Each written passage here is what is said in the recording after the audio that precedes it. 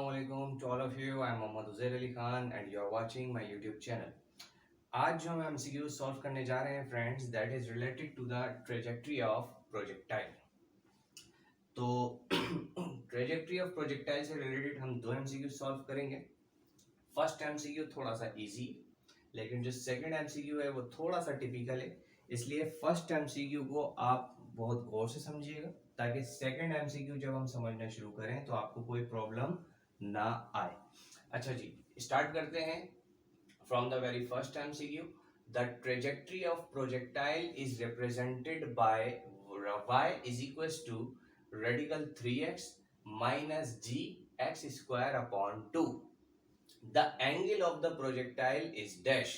उसने आपको प्रोजेक्टाइल की जो ट्रेजेक्ट्री है उससे रिलेटेड जो इक्वेशन है वो दे दी है, कितनी, y is equal to radical 3x minus g x square upon 2, और कह रहा है कि ये जो प्रोजेक्टाइल होगा जो एंगल बना रहा होगा वो बताना है। अब देखें ट्रेजेक्ट्री ऑफ प्रोजेक्टाइल, थोड़ा सा देख लें कि ट्रेजेक्ट्री से मुराद क्या होता है। ट्रेजेक्ट्री से मुराद वो रास्ता जिस रास्ते पर प्रोजेक्टाइल ने मूव किया हो। फॉर एग्जाम्पल, ये हमारे पास y एक्सिस, ये हमारे पास x एक्सिस, और इस पॉइंट से मैंने अपने प्रोजेक्टाइल को लॉन्च किया, मेरे प्रोजेक्टाइल ने ऐसे मूव किया। अब ये जो रास्ता है जिस रास्ते पे प्रोजेक्टाइल मूव किया, इस रास्ते को हम कहते हैं ट्रेजेक्ट्री ऑफ प्रोजेक्टाइल, जो कि हमें पता है कि ये कौन सी शेप है, ये पैराबोलिक शेप है। ठीक है जी।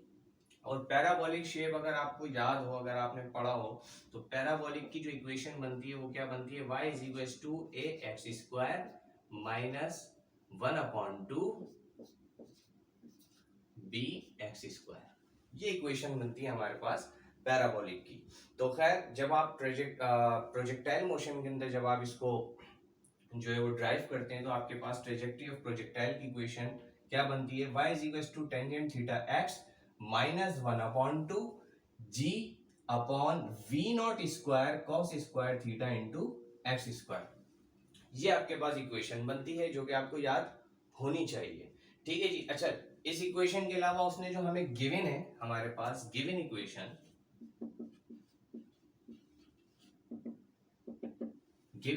आपके पास क्या दी उसने, y is equal to radical 3x, आगे माइनस, फिर ये जी एक्स स्क्वायर अपॉन 2, इसको मैं ऐसे लिख सकता हूं, ये 1 अपॉन 2 मैंने पहले लिख लिया, आगे जी एक्स स्क्वायर। ऊपर वाली जो इक्वेशन है हमारी फ्रेंड्स, दैट इज इक्वेशन 1। नीचे जो उसने हमें सवाल में इक्वेशन दी है दैट इज इक्वेशन 2। मैं अब देखें, मुझे उसने क्या कहा है, उसने मुझसे कहा है आपने क्या मालूम करना है, एंगल मालूम करना है। अब जब एंगल मालूम करना है तो हम इन दोनों इक्वेशंस के सिर्फ उस फैक्टर को देखेंगे जहां पर एंगल होगा। अब देखो इस इक्वेशन को देखो जो हमें सवाल में दी है, उस इक्वेशन को देखें, रेडिकल 3x, और इस इक्वेशन को देखें, इक्वेशन 1 को, tangent theta x।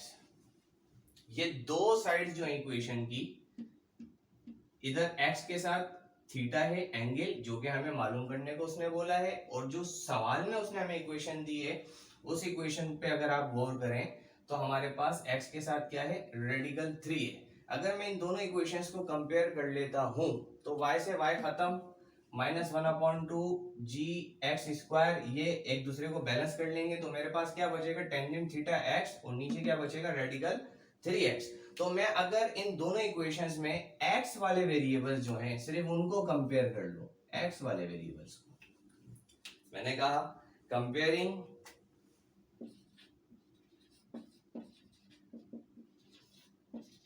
Coefficient of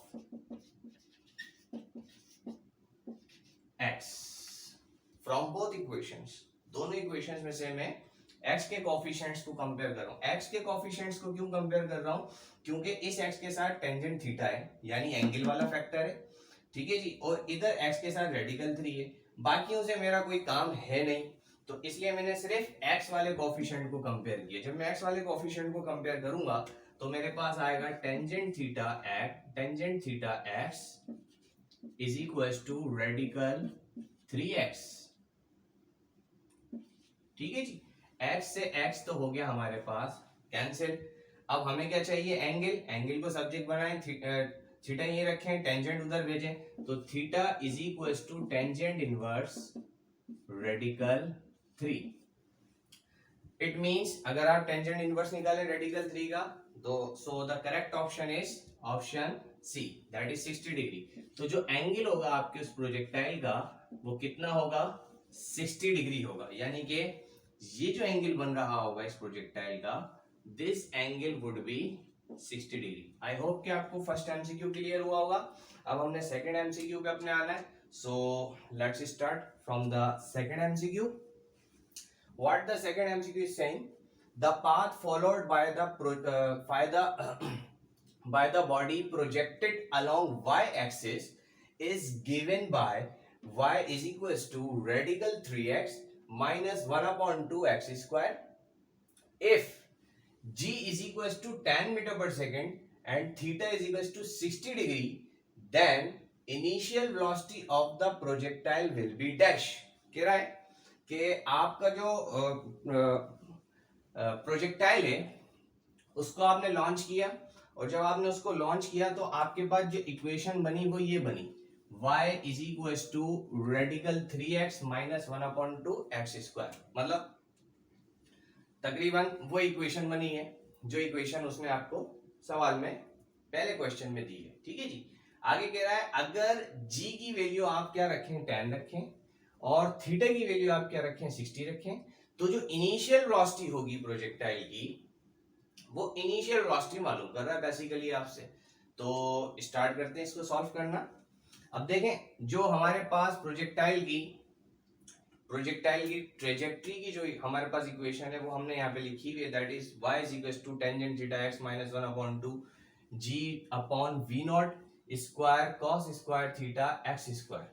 तो ये इक्वेशन तो मुझे क्योंकि मालूम है, याद है ज़बानी, तो मैं वो लिख देता हूँ, y is equal to tangent theta x minus 1 upon 2 g upon v not square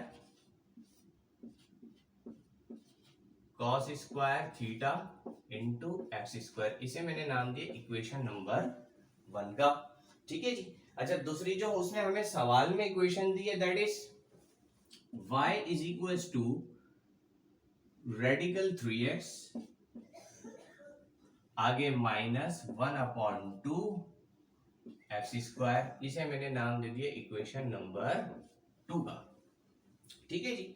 अब देखो उसने हमसे सवाल में बोला क्या है मालूम करने को, उसने हमसे सवाल में बोला है find the initial velocity of the projectile, यानी कि इनिशियल वेलोसिटी मालूम करनी है। अगर आप गौर करें इक्वेशन 1 के अंदर आपके पास इनिशियल वेलोसिटी का फैक्टर ये रहा v नॉट स्क्वायर, और ये जो इनिशियल वेलोसिटी का फैक्टर है ये इस पूरी इक्वेशन के अंदर इधर है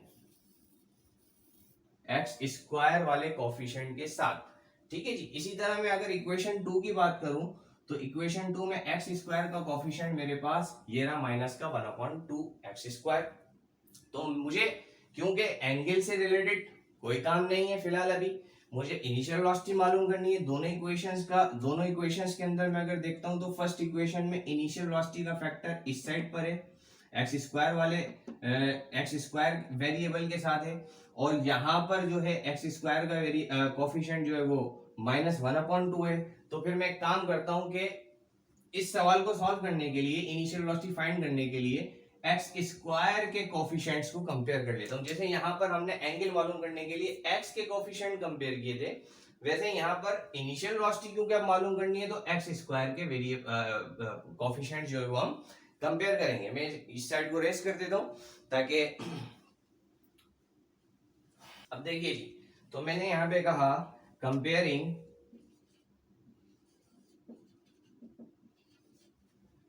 वेरिएबल्स ऑफ कोफिशिएंट्स ऑफ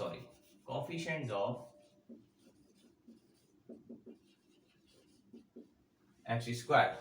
तो एक्स स्क्वायर वाले कोफिशिएंट्स कंपेयर कर रहा हूं तो एक साइड पे आ गया -1/2 g upon v not square cos square theta, आगे x square is equal to नीचे हमारे पास -1/2 एक्स स्क्वायर। अब आप देखो एक्स स्क्वायर से एक्स स्क्वायर कैंसिल, माइनस से माइनस कैंसिल, जो बचा वो लिखें 1/2 g upon v not square cos square theta is equal to 1/2। ये वी नॉट हमें मालूम करना है बेसिकली, ठीक है। अच्छा ये जी, ये थीटा क्या है, थीटा उसने हमें कितना दिया है, थीटा उसने हमें दिया है 60 डिग्री। तो हम सिर्फ इस कॉस स्क्वायर थीटा को इस वक्त सॉल्व कर रहे हैं। तो कॉस स्क्वायर थीटा को कैसे सॉल्व करें, हमने बोला हम जानते हैं cos 60 degree is equal to 1/2। अगर मैं दोनों साइड पर स्क्वायरिंग कर दूं तो cos square 60 is equal to 1/2 पे स्क्वायर। देखो कॉस पे भी स्क्वायर आ जाएगा, 1/2 पे भी स्क्वायर आ जाएगा।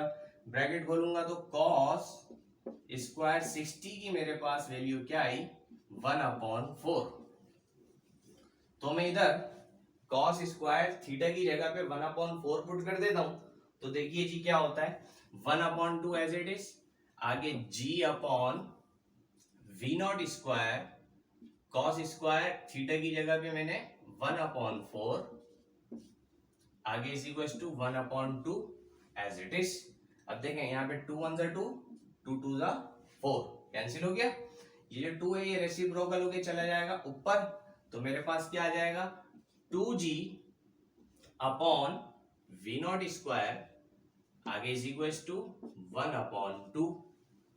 अब हमें मालूम करना है वी नॉट स्क्वायर, तो क्रॉस मल्टीप्लीकेशन कर दें और ये जो g है इस g की जगह पे g की वैल्यू पुट कर दें, जो कि हमको सवाल में कितनी दी हुई है, दैट इज 10 metre per second. So we are putting the values and doing cross multiplication.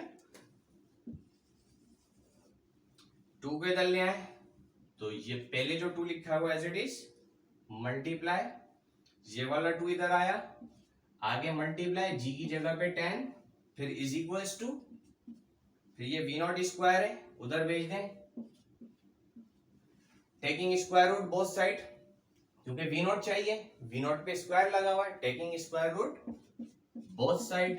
तो 2 into 2 into 10 is equals to v not square, इस पे भी स्क्वायर रूट, इस पे भी स्क्वायर रूट, स्क्वायर से square root cancel, v nought बाहर, यहाँ पे 2 का पेयर बन रहा है, एक 2 बाहर, रेडिकल में कौन रह गया, 10 रह गया। Then the correct option is 2 radical 10, it means correct option is B. I hope कि आपको एमसीक्यू क्लियर हुआ होगा। फिर भी कोई क्वेश्चन है इसी से रिलेटेड या इसी के किसी और टॉपिक से रिलेटेड तो आप मुझसे कमेंट बॉक्स में पूछ सकते हैं। अपना बहुत बहुत ख्याल रखिएगा। अल्लाह हाफिज।